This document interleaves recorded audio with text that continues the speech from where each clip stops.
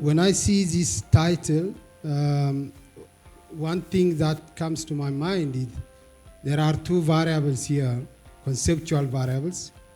One is innovation or disruption on one side, and maintaining legacy on the other side. So do we really, these two compatible, or can they coexist? Because some of the innovations create disruptive and affect the status quo, which might be against the values and core business of that family businesses. I was thinking about this concept, and one funny story comes to my mind, which I recently heard. There was a lovely family, husband and wife. They start their life, and the husband likes especially how his wife cooks a fish. He likes fish, and she cooks frequently for him.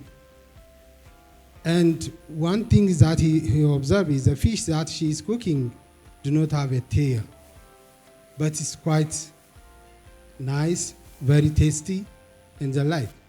When you go to the hotel, he got the same fish with a tail. So it was puzzling for him, and one day he asked his wife, "Honey, why our fish being cooked here at home do not have a tail, but they're in the hotel?" And she responds, "I don't know. I saw it how my mom cooks." And he went again to her mom and asked her mom, "Why the fish that you are cooking do not have a tail?" The mom also says, "I don't know, but I saw it while my mother is cooking." So he went again to the grandmother to quest the reason behind.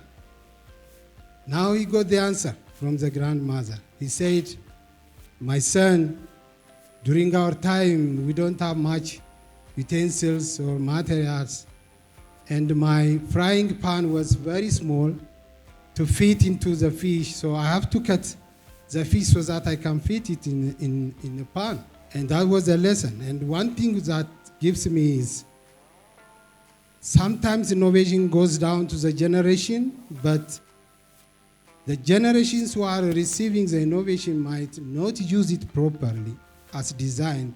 The reason behind is they didn't start with the concept why.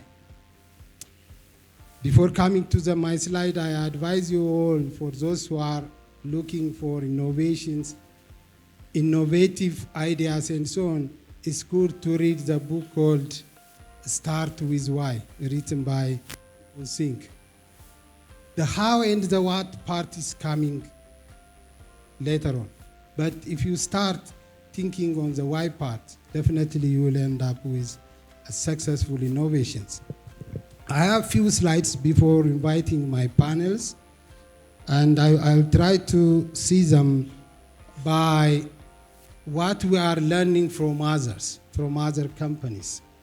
Family business, as I've said, it has legacies, values, and resiliences. This is one parameter that we have to take through.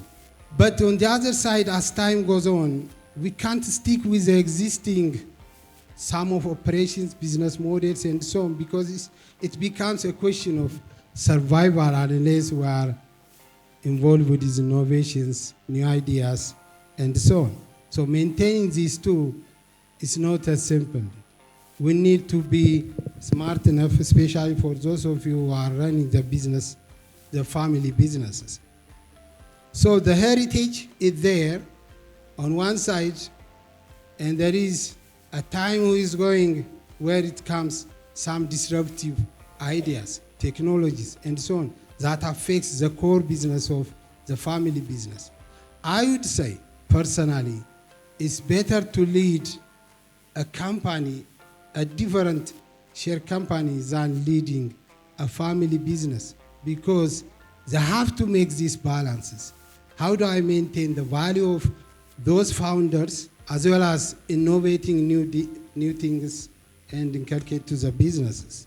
So for this, let's see three companies' story like Hermias did in the previous speech, and we might learn and dive to the panel sessions.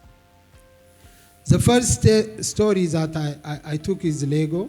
It's a Denmark company established in 1932 by a Danish carpenter.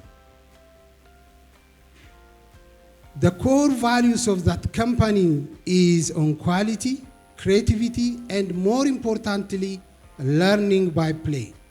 This company is creating those wood-based bricks where students, kids can learn by forming a kind of things over there. It's by playing they are learning. Its value is based on education for kids. But in 2000, they face challenges. The reason behind is they are not involved into their business, the digital journey. And beside to that, they were overwhelming and involved in other sectors where their core values didn't exist. The core values are entirely designed to create materials, those brick materials for students so that they can learn by assembling, but they involve on theme parks, they involve on clothing, boutique stores, and so on. And there comes point of divergence. For your information, I have seen the same people here in this country, and especially with a couple of prominent entrepreneurs who are involved in many sectors that are not interlinked or their domain, and finally end up with bankruptcy. It doesn't mean you success in one company, you success in everything that you touch, not necessarily. As far as you have a designed approach and focus and good governance, that might be possible. Otherwise, overwhelming and diving into different sectors as it is challenges. Lego faces that one. But soon they learn and they include those playing tools for learning purposes by creating digital designs, robotics, gaming, and so on. As a result, even they go to the extent of creating Lego Mindstorms, where you have seen students of every schools competing to one another by creating a robot. Those robot components are produced by Legos. They create everything, including the software where you can code, then you can create your robots, which is quite similar with the core values that individual carpenter has designed. Then from 300 million loss in 2003, they become top toy brands in the world. The lessons that we learn from these companies, bold innovation and co-creation revived a heritage brand. Still, the conceptual brand is there, but the technologies that they have to include is they have to include digital ways. They cannot continue with a wooden-based bricks for kids to play because kids are now adapted to the online systems. The second company is Mahindra of India. It was established in 1945, especially in focusing on selling steels, trading steels. Initially, it was formed by three, but one of them, who is a Pakistani, has moved, and the two Mahindras has established this company. Later on, the competition in global market couldn't allow them to continue the way their fathers are doing. So they have to change their business models, and they come to digital transformation, especially they enter into automotive, airspace, and the like, especially on EV vehicles. They involved on that, and you know, a big company called Tech Mahindra they involved one separate company called Mahindra on technology. So as a result, Mahindra right now is above 20 billion asset group, working in 100 countries. And the family-led innovation is still there, but scale up globally. The last story that I want to mention is Ferrero. I think most of us, when we travel and see the duty-free shops, we see so many chocolates made of Ferrero. This company established by a person called Ferrero in 1946.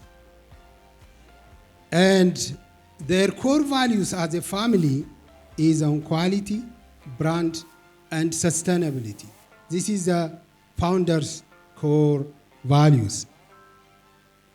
Later on, as technology comes, innovation comes, there has to be adaptability. No one waits us to continue with the same business model that we are running. So they include automation, AI, and digital traceability. Especially the digital traceability is the one which is very, very interesting. Starting from the farm up to the consumer level, they trace their products, the whole variety of chocolates that they are producing. They knew it where it goes. And if in case there comes a damage, they can trace it back from where that agriculture, that cacao or whatever is produced, how it is manufacturing, and so on. It is run now by the fourth generation groups. Ferrero is now, it's a big company, and the lessons that we can draw is in each process that they have, they involve or include technology that strengthens their traditions and ensures brand longevity. Within these three stories that we have seen is, as I begin, the challenge is these two conceptual models. How can innovation and disruptions go in line with the legacy, the status quo, and so on? And it tells us from the three stories that we have seen, it is possible. It is possible, but it is the way we are handling it. Sometimes these two concepts can consume each other or cannibalize each other.